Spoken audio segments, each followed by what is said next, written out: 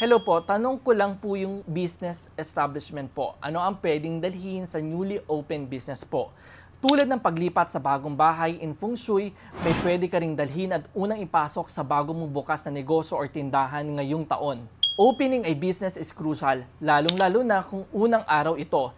Here are some Feng Shui tips para sa bagong mong negosyo. Una, bring money tree at ilagay ito sa cash register area ng business as this signifies blooming sales. Pangalawa, bring a small lucky bamboo at ilagay ito malapit sa lagayan ng pera.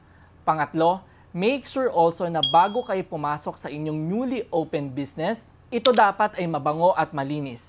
Pang-apat, maximize the light ng business, meaning avoid dark environment. Panglima, place jade plant or money plant sa entrance ng inyong store to invite good money flow. Sana ay may natutunan kayong bago mula sa amin. Master Michael here, simplifying Feng Shui for everyone.